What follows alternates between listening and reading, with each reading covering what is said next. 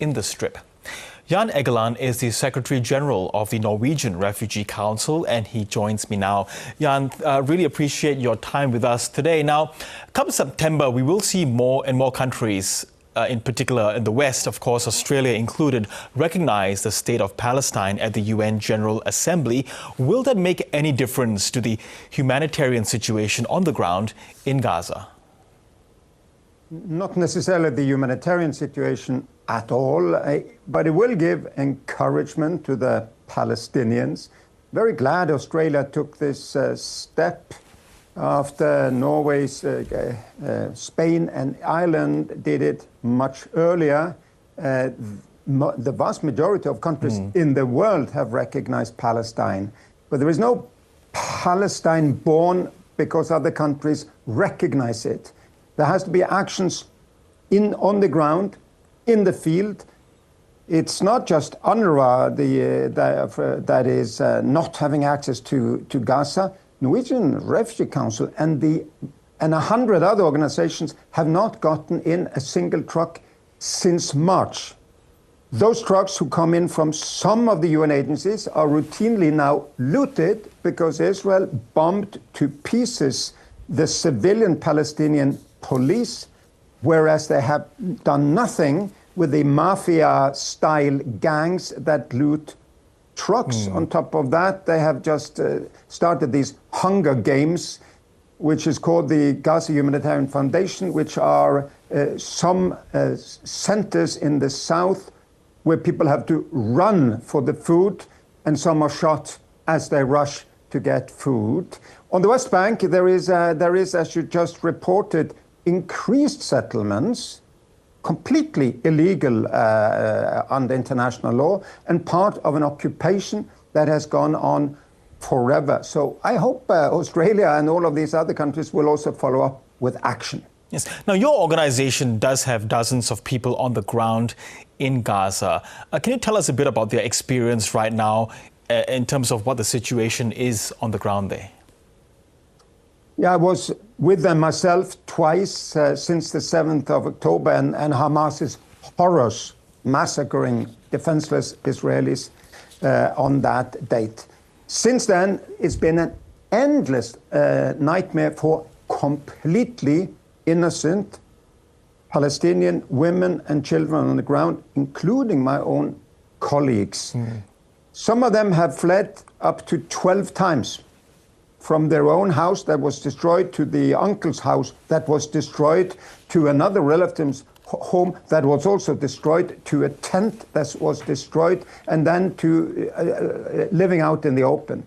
You have to go there really to see how indiscriminate this massive bombardment is on a completely trapped population. So the same Israel that is bombing civilian homes, infrastructure, hospitals, etc., is not allowing people to escape. There is no Poland as there was for the Ukrainians. There is no Lebanon as there was for the Syrians. They are trapped there. So Australia has to work very hard on the United States that can demand from Israel, enough is enough. This bloodbath has to stop. But at the same time, you're talking about the U.S., but they're the ones who are also backing, the Gaza Humanitarian Foundation. You've spoken about that just earlier, describing, the conditions as a Hunger Games situation. So the question is, should the GHF be allowed to continue doing what they're doing at the moment? I don't think they should. I mean, it sets a very dangerous precedent.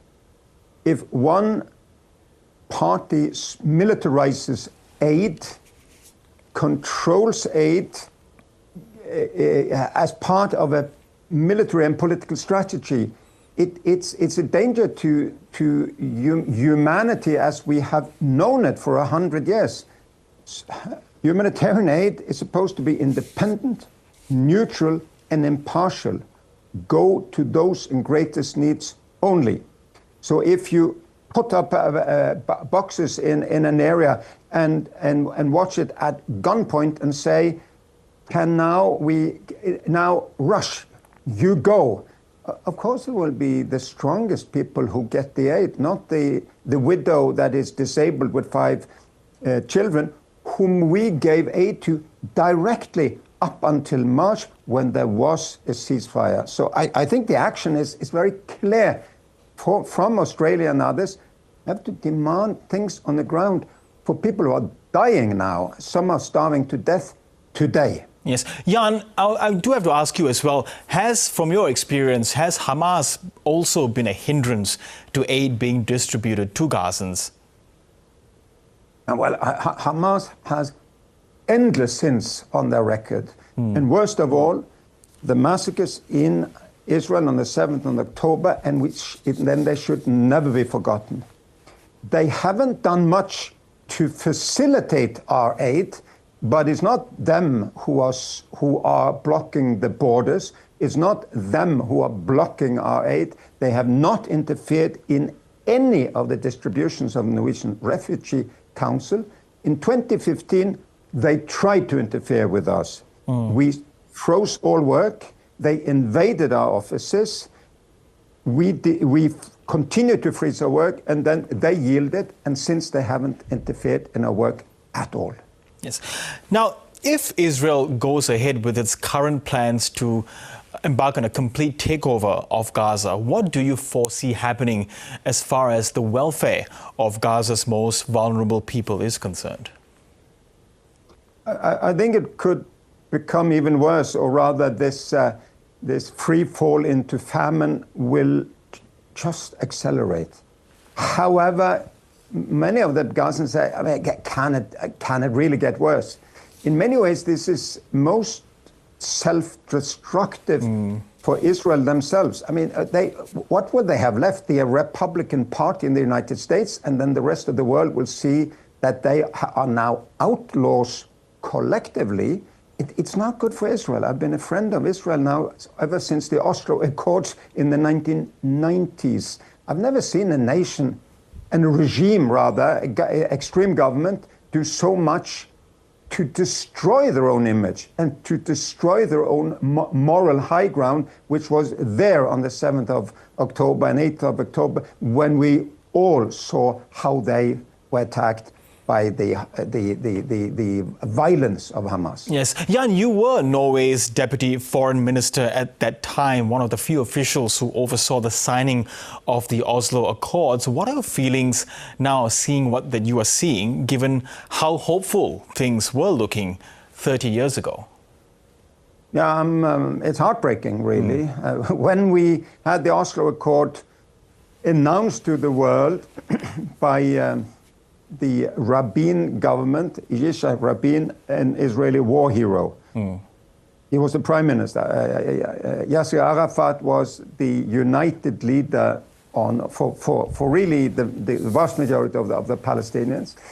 I think both sides and the international community failed the Palestinians and Israeli civilians. We should have pushed through the Oslo Accord. It was a 5-year schedule for getting final status agreements on all of these remaining issues.